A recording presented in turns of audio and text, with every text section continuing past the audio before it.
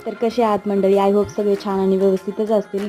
गेल्या महिनाभरापासून मी यूट्यूबवर ॲक्टिव्ह आहे. काही शॉर्ट व्हिडिओ मी अपलोड करते आहे. तर इथे मी मसाला पास्ता तयार करते आहे.